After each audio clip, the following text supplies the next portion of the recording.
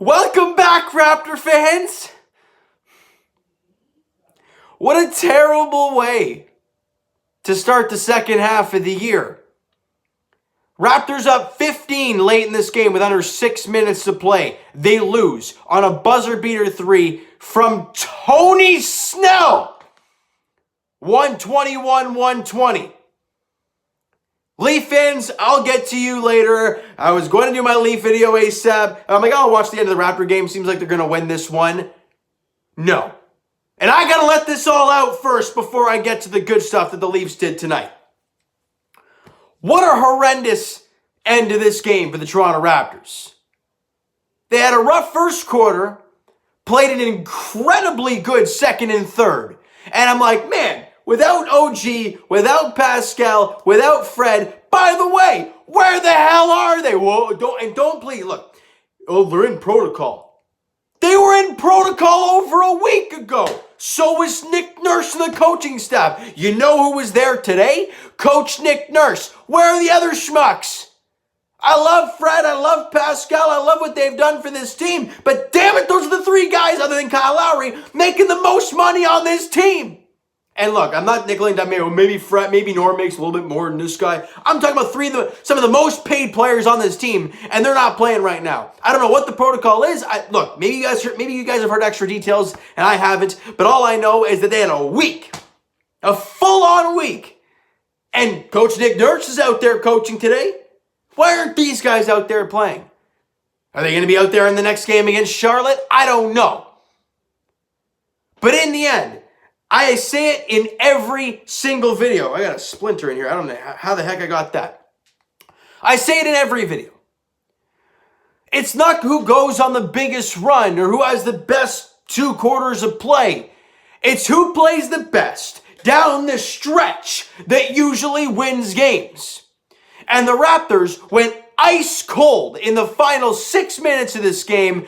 And their defense started slacking. They couldn't make shots. And the Hawks made them pay. And Tony Snell knocked down the buzzer beater three to win it. You got to give credit where credit is due, though.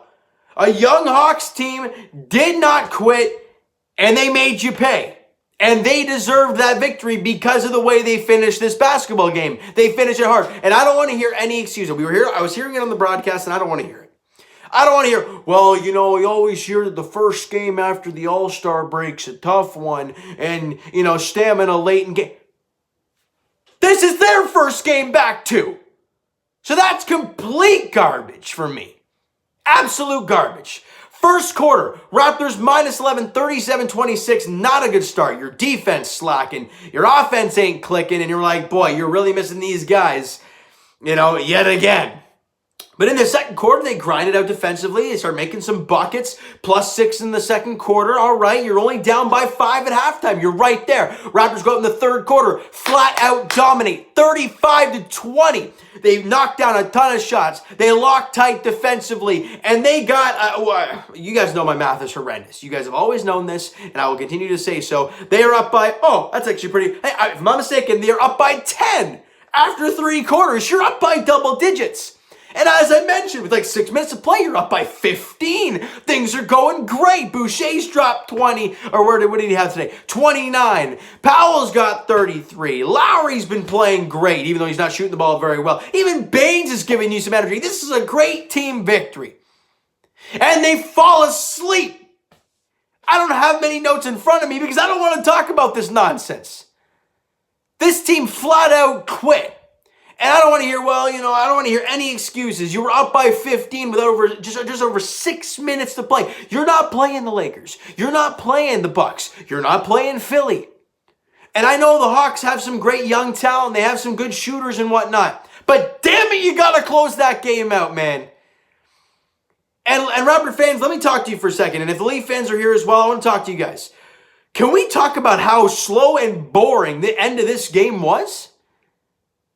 Like, I'm sorry, I'm watching that Leaf game, right? And I'm hyped. I'm flipping my, you know what. And then Matthews scores the overtime winner, and I lose my absolute marbles. I'm like, oh, God, my heart's racing like crazy. I flip to the Raptor game. They're up by 15. Things are great. Like 45 minutes go by, 5 different reviews, 8 timeouts in the final 5 minutes, and I'm like, this game is going so slow, it's boring. And then you end up losing the game, which is just a cherry on top. But man, the review system is a joke. I'm not saying the calls were wrong, but I feel like every time the official's like, oh, maybe that was not the right call. Review it. We're just going to look at it. We're just going to look at it. We're just going to look at every single time. And it gets so annoying and so boring, and the game gets so long. But my goodness, the Raptors just quit. And in that fourth quarter, you allowed 37. Yeah, you allowed a total of 47 points in the second and third quarter. Great. That's fantastic. But in the first quarter and the fourth, you allowed over 70. You just can't allow that and expect to win. I understand they have all these guys. Well, if we had this, I don't care. I do not care because this is the lineup they had out there. And they had the 15-point lead. If they didn't, they got it flat out slaughtered. I'd be like, well, you kind of expected it. But the fact that they were up 15 late and blew it, that's the part I have a problem with. Aaron Baines in the game table get 11 points and 15 rebounds. Not bad. Problem I have, though, the guy took 15 shots. 4 of 15. He had 2 blocks. But why is this guy taking 15 shots? Yeah, he had 11. Well, you're bound to get 11 if you're taking 15 of them, right? It's bound to happen. So he missed both threes he took. It's not like he was an offensive juggernaut today. The 15 rebounds, I like that stuff. But man, oh man, 15 shots for your number 5 option on the floor, I'm not a fan, really. Kyle Lowry, first off, the only positive thing out of tonight's game, congratulations to Kyle Lowry for passing Chris Bosh on the Raptors' all-time points list for second all-time behind his good buddy DeMar DeRozan, where it should be. So great job for Kyle. He ended up having 17 points, 6 boards, and 12 assists, but he shot 5 of 17. Not pretty at all. You know, and Norman Powell, look, he had a great game today. 33 points, 3 boards, 4 dimes, shot 11 of 20 from the field. He was great. He was efficient. But that play on the last play of the game, offensively for the Toronto Raptors, where he drove to the 10, he just kind of dropped it off to Bembry, and like it was a cluster of nonsense. I don't know what I don't know what the plan was there, right? You always set up a play. You always have an idea of what you want to do. He drove to the bucket and was what? Looking for what? Was he looking for Bembry? Because that was not a good play. Bembry was not ready for that, and he had to put it down, gather, and try and go up over top of defender. Missed it.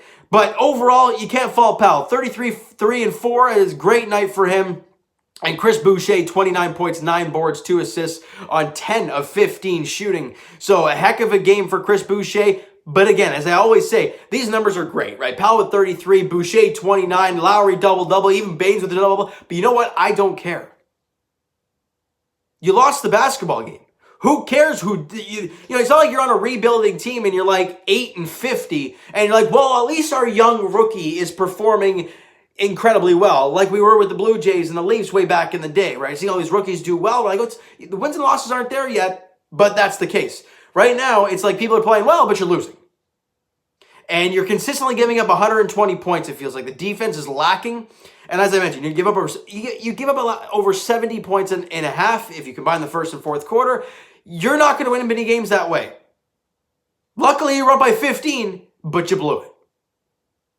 It's sad. It really is sad. Now, next game for the Raptors is on Saturday night. It's a 7 o'clock tip-off, as I mentioned earlier, against the Charlotte Hornets. That team is in the playoffs right now. They were 500, I think. I don't know if they played today, but they were 500 at 18-18, I think it was. Are we going to see Fred, Pascal, and OG? I don't know at this point. But all I know as a Toronto Raptor fan, I'm watching this, and I'm like, this team is, I don't know what to feel. I really don't. I try to have faith in these guys. I try.